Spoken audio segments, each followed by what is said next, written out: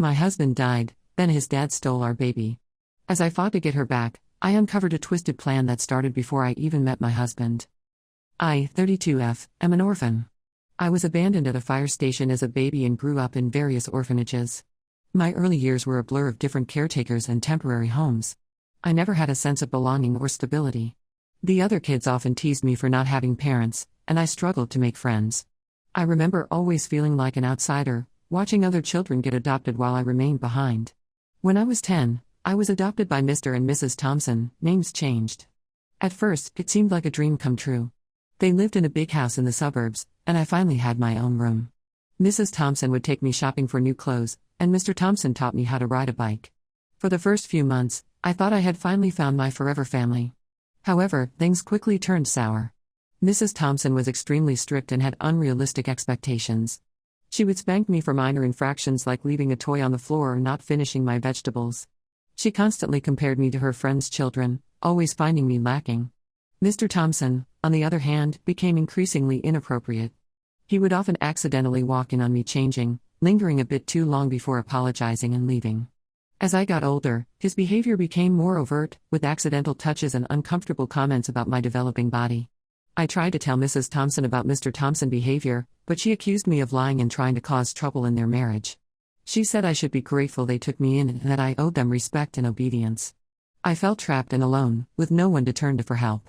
As I entered my teenage years, I rebelled. I started hanging out with the wrong crowd at school, kids who were into drugs and petty crime. I skipped classes, experimented with alcohol and drugs, and stayed out late. I thought if I acted out enough, maybe the Thompson would send me back to the orphanage.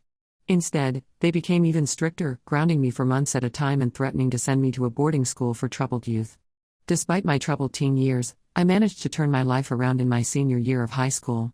I realized that education was my ticket out of the Thompson house and away from their control.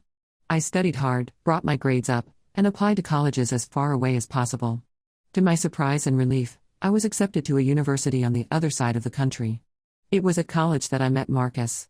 He was in my introduction to psychology class, and we bonded over our shared interest in understanding human behavior. Marcus was everything I'd ever wanted in a partner: kind, understanding, and supportive. He came from a loving family and had a stable upbringing, which was so different from my own experience. As our relationship grew serious, I opened up to Marcus about my past, my time in the orphanages, the adoption by the Thompson, and the abuse I had endured. Marcus was supportive and encouraged me to seek therapy to work through my trauma. With his support, I started to heal and build a sense of self-worth. We fell in love quickly and got married after graduation. However, Marcus's father, Martin, was a problem from the start. He never approved of me, constantly making comments about my background and insinuating that Marcus could do better. Martin came from a wealthy, well-established family and seemed to think that I was beneath them. He would often joke about how Marcus should have married his high school sweetheart, who came from a good family. Despite Martin's disapproval, Marcus and I built a life together. We moved to San Francisco, where we both found jobs in our respective fields. We worked hard, saved money, and eventually bought our own house. It was a small starter home, but to me, it represented everything I had dreamed of: stability, safety, and a place to call my own. 4 years into our marriage, we decided to try for a baby. We had discussed it at length, considering our careers, finances, and emotional readiness. When I got pregnant, we were overjoyed. However, our happiness was soon overshadowed by Martin's behavior. As soon as Martin found out about the pregnancy, he demanded to move in with us for the last few months and be in the delivery room.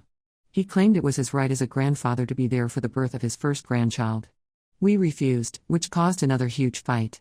Martin accused me of trying to keep him away from his grandchild and manipulating Marcus against his family.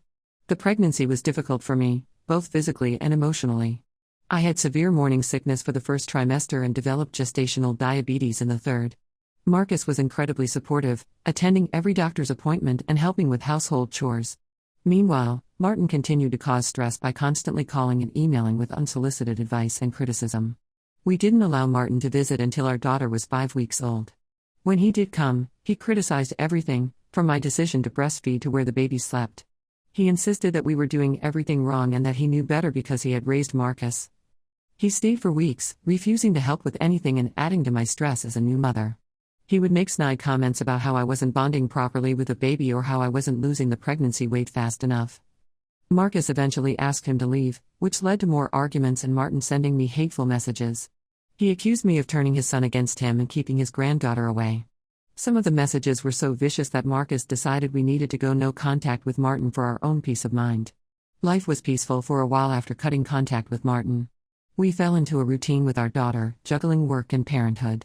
Marcus was an amazing father, always ready to change a diaper or do a night feeding. We were happy and looking forward to our future as a family. Then, tragedy struck. Marcus was killed in a biking accident on his way to work. One moment he was there, kissing me goodbye in the morning, and the next, he was gone forever. I was devastated and overwhelmed. Not only had I lost my husband and best friend, but I was now a single parent to our 8-month-old daughter. I had to deal with organizing the funeral while caring for our daughter. Friends and family rallied around me, helping with childcare and bringing meals. Even in my grief, I was touched by the support we received. However, Martin's behavior at the funeral was shocking. During the funeral, Martin cornered me in the backyard. He started by expressing condolences, but then quickly changed tack. He suggested that I wasn't in the right state of mind to care for my daughter. He proposed taking her to raise himself, saying that she needed a stable family environment and that I was too emotionally fragile to be a good mother. I was shocked and angry. I told him in no uncertain terms that my daughter was staying with me and that he needed to leave. The next morning, I woke up to find my daughter missing from her crib. At first, I thought maybe one of my friends who had stayed over to help had taken her for a morning walk. But as I searched the house, panic set in. I called the police, frantic and terrified. It didn't take long for the police to realize that Martin had taken her. He still had a spare key from years ago when Marcus and I first bought the house. They found my daughter at Martin's house, unharmed. Martin was arrested for kidnapping and trespassing. Now, the incident has gone viral. Most of my friends and family support my decision to press charges, saying that Martin's behavior was inexcusable regardless of his grief. However, some of Martin's relatives and his wife, Diana, think I should let it slide because he's grieving. They argue that he wasn't thinking clearly and that he genuinely believed he was doing what was best for his granddaughter. Diana has promised to admit him to a psychiatric hospital if I drop the charges. I'm torn. On one hand, I understand he's grieving the loss of his son. I know the pain of losing Marcus, and I can't imagine what it's like to lose a child. On the other hand, he kidnapped my child. He took advantage of my vulnerability and tried to take away the one person I have left. I'm already dealing with the loss of my husband, and this added stress is overwhelming. I don't want to be cruel, but I also need to protect my daughter. What if Martin tries something like this again? What message would I be sending if I let this slide? At the same time, I worry about the long-term implications of pressing charges. Will my daughter resent me when she's older for sending her grandfather to jail? Ida for pressing charges? Should I consider dropping them if Martin agrees to get psychiatric help? I'm lost and could use some outside perspective. How do I balance compassion with the need to protect my daughter and myself? Update 1 First, I want to thank everyone for their support and advice. The past 2 weeks have been incredibly challenging, but I've made some decisions that I hope will protect my daughter and give me peace of mind. After much consideration and several discussions with my lawyer, I've decided to proceed with pressing charges against Martin. Many of you pointed out that even Marcus would have supported this decision, given the severity of Martin's actions. While I don't want to punish him unnecessarily, I believe he needs to face the consequences of his actions to prevent him from doing something like this again. I've also taken steps to increase our security. I've changed all the locks in the house and installed cameras on my doorstep and in the backyard. My lawyer has helped me obtain a restraining order against Martin, which has helped me feel safer in my own home. It's sad that I have to take these measures against my late husband's father, but my daughter's safety is my top priority. However, things have taken an unexpected turn. Diana, Martin's wife, reached out to me yesterday. She apologized profusely for Martin's actions and asked if we could meet to discuss the situation. She mentioned that Martin has been diagnosed with a severe mental health condition, which she believes contributed to his behavior. I was hesitant at first. After all, Diana had always sided with Martin in the past, often making excuses for his behavior towards me. But she seemed genuinely concerned and remorseful this time. We agreed to meet at a neutral location with my lawyer present. During the meeting, Diana shared more details about Martin's condition.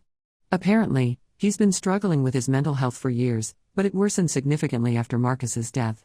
She revealed that Martin had been diagnosed with bipolar disorder years ago but had stopped taking his medication, believing he could manage without it. The stress and grief of losing Marcus had triggered a severe manic episode, which contributed to his erratic behavior and poor decision-making. Diana proposed a compromise.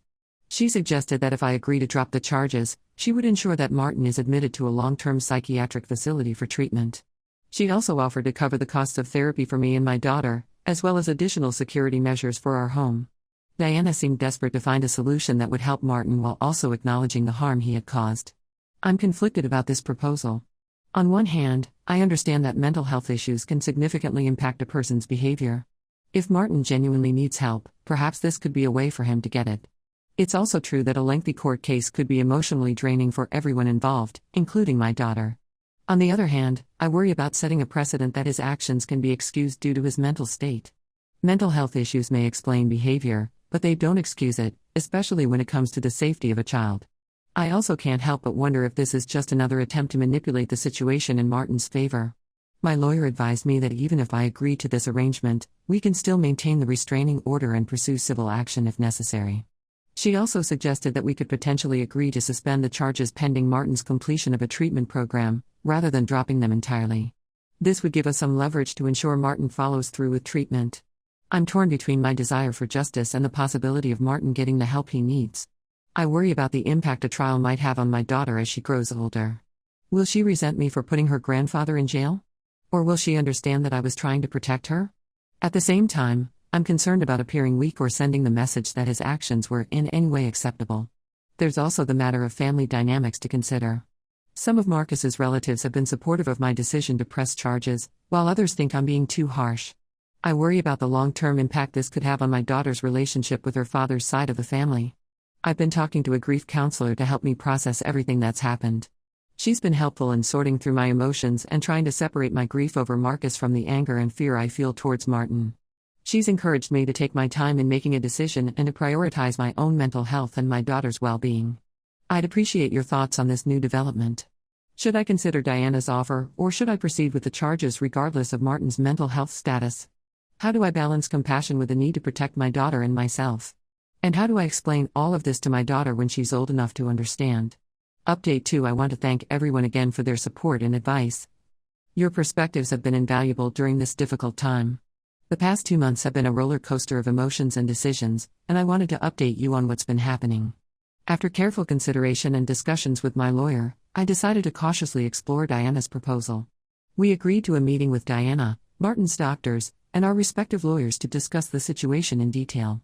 I felt it was important to get all the facts before making a final decision. During this meeting, we learned more about Martin's mental health diagnosis.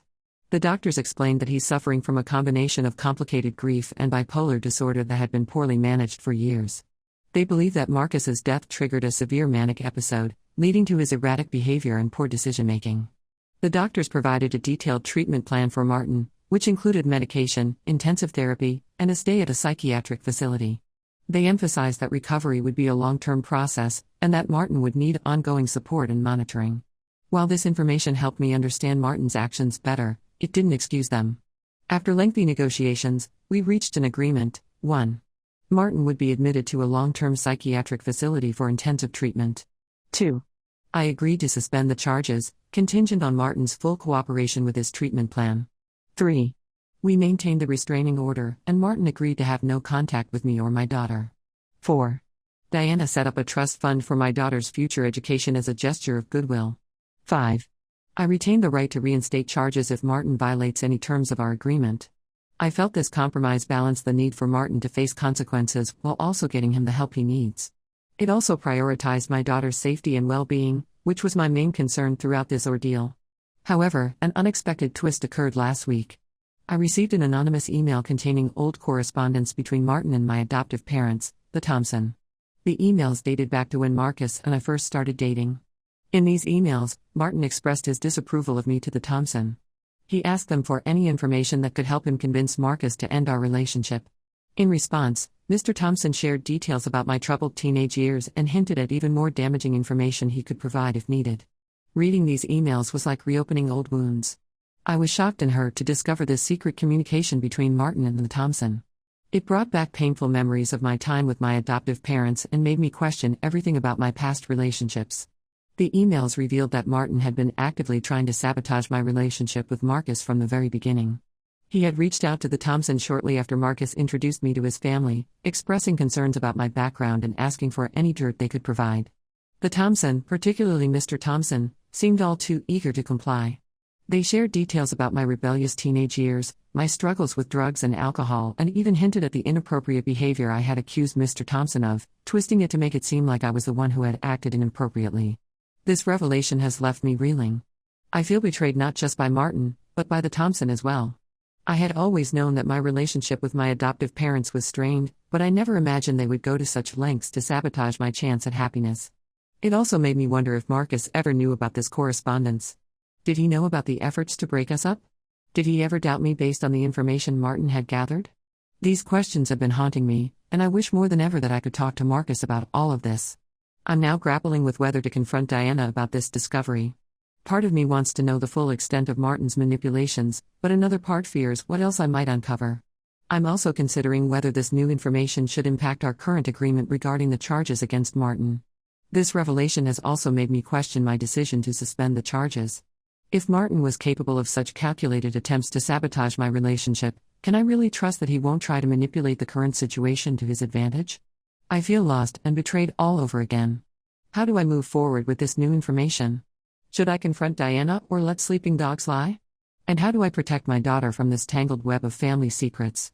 I'm also struggling with how this might affect my daughter in the future. Will she have a right to know about all of this when she's older? How do I explain to her the complexity of her family history without burdening her or damaging her relationships with her extended family? Update 3. It's been a challenging 6 months since my last update, and I wanted to share how things have developed. The situation with Martin and the revelations about his correspondence with my adoptive parents have continued to impact my life in unexpected ways. After much consideration and discussions with my therapist, I decided to confront Diana about the emails. I felt that I needed closure and full transparency to move forward. The conversation was difficult but enlightening. Diana was unaware of the correspondence between Martin and the Thompson, and she was visibly shocked when I showed her the emails. She apologized profusely and offered to help me uncover any other hidden communications. Through Diana's assistance, we discovered that Martin had indeed shared some of the information from Mr. Thompson with Marcus early in our relationship. However, to my relief, we also found emails from Marcus to Martin, firmly rejecting the information and warning Martin to stay out of his personal life. This knowledge brought me a mix of emotions: pain that Marcus had known some of my past without telling me, but comfort in knowing he had stood by me despite the attempts to drive us apart.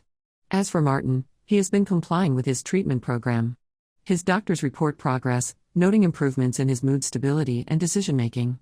However, they also emphasize that his recovery will be a long-term process. Diana has been attending family therapy sessions and working on understanding her role in enabling some of Martin's behaviors over the years. I've maintained the restraining order and have no plans to allow Martin back into our lives at this point. The trust fund for my daughter remains in place, managed by a neutral third party to avoid any possible manipulation. The legal case has been resolved as per our agreement. The charges remain suspended, contingent on Martin's continued compliance with treatment. My lawyer assures me that we can reinstate the charges if there are any violations. As for me and my daughter, we're slowly healing. The pain of losing Marcus is still there, but we're learning to navigate our new normal. I've found support in a group for young widows and parents, which has been incredibly helpful. Sharing experiences with others who understand my situation has been comforting and has given me new perspectives on grief and moving forward. I've also started the process of searching for information about my birth parents. The revelations about the Thompson made me realize how little I know about my own history, and I feel it's important to uncover this for both myself and my daughter. It's been a challenging process, with many dead ends, but I'm determined to continue. This experience has taught me the importance of setting boundaries and standing up for myself and my child.